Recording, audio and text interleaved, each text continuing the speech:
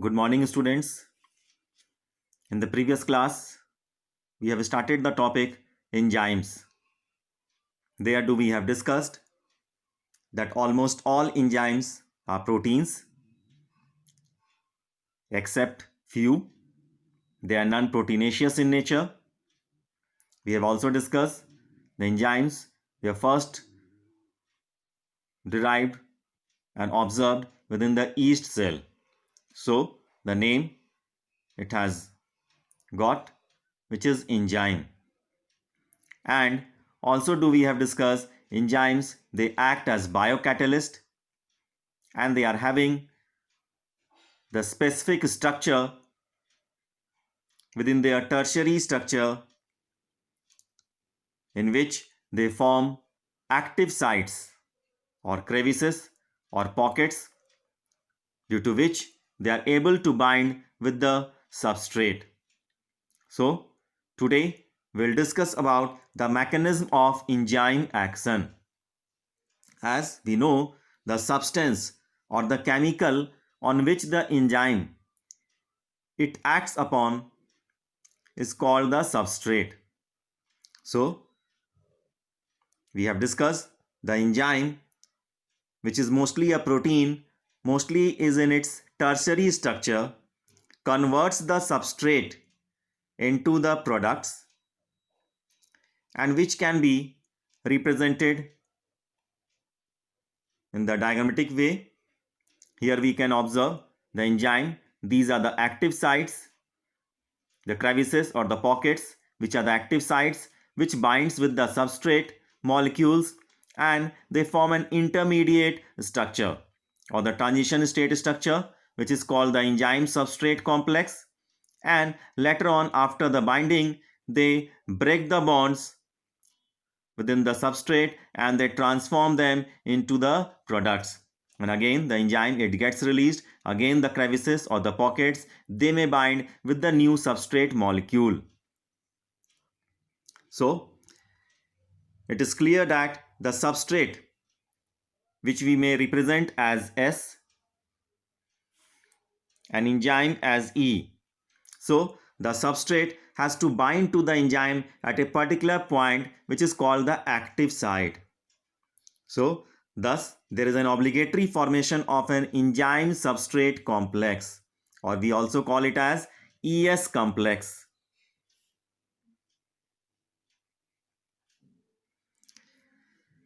And when the substrate is bound to the enzyme, a new structure which is called a transition state structure of the substrate results. And soon the substrate it gets transformed into the products which are released from the enzyme. So before the substrate is converted into the products, it would have to undergo many more transition state structures between the stable substrate and the stable products. So that is, all the three transitional states are unstable. So we can say during the state where substrate is bound to the enzyme active site, a new structure of the substrate called the transition state structure is formed. And very soon after the expected bond breaking and making is completed, the product is released from the active site. In other words, we may also say the structure of the substrate it gets transformed into the structure of products, and the pathway of this transformation must go through the so-called transition state structure. And there could be many more altered structural states between the stable substrate and the stable product. So we can say that all the different intermediate structural states are unstable. Obviously, the stability is something related to the energy status of the molecule or the structure. So the compound can be stable only when it is having lower energy. So in the graph shown here, we may observe that within the two axes, we have mentioned and plotted a graph. Within the y-axis, we have plotted the potential energy, and upon the x-axis, it is the progress of reaction. So we can observe that the potential energy of the substrates of the intermediate stage or the transition state and the product stage, they vary. So we may also say that the graph, it indicates the variation of the potential energy with the progress of the reaction. As the reaction proceeds, there are different types of structural changes which do takes place within the substrates to form the products.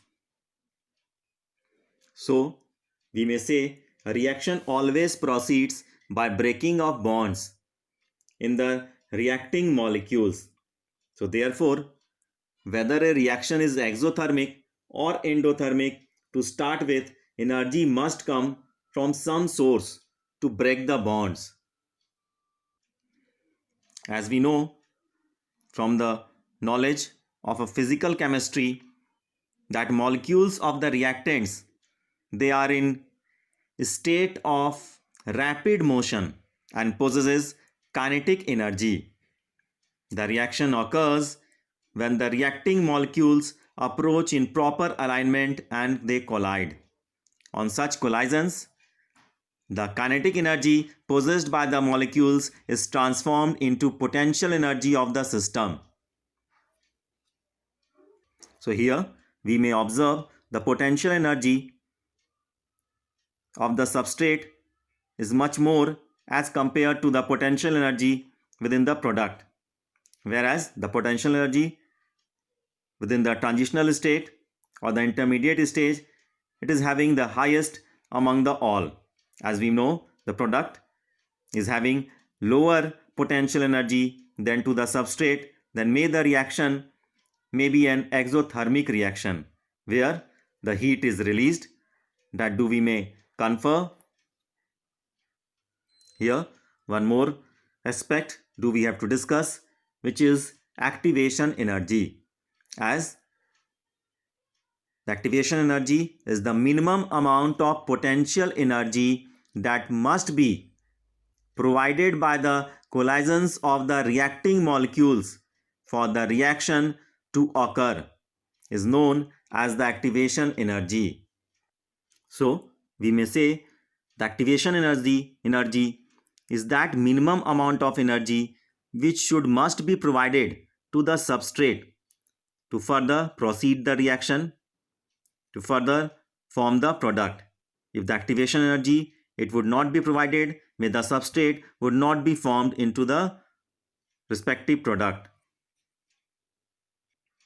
So we can observe in the case of the substrate, when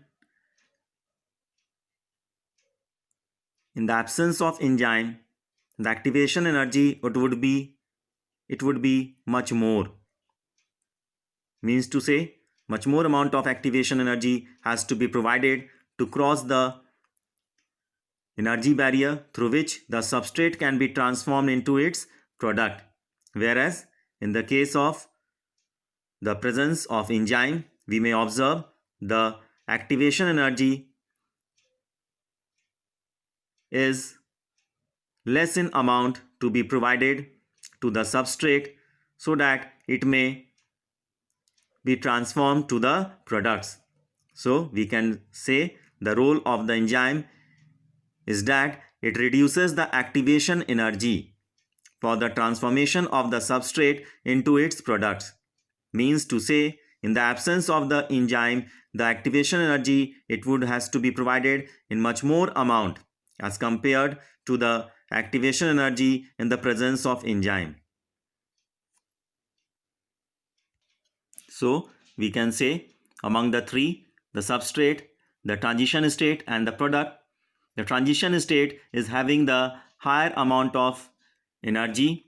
So due to possessing higher amount of energy, it is also unstable in nature. So we can conclude that enzymes, they eventually bring down this energy barrier, making the transition of the substrate to the product more easily. Now we'll discuss about the nature of enzyme action. As we know, each enzyme has a substrate binding site. So, do we have discussed that each enzyme has a substrate binding site or the active site within its molecule, so that a highly reactive enzyme substrate complex can be formed, which is the transitional state structure. It is the intermediate stage, and due to having higher energy, it is unstable in nature. So this complex is short-lived, and this is reversibly formed. Means the enzyme substrate complex, it can again dissociate into enzyme and substrate, and afterwards it is irreversible in nature. So as the enzyme substrate complex is formed, it possesses high energy, due to which it is unstable in nature, and later on forms the enzyme product complex.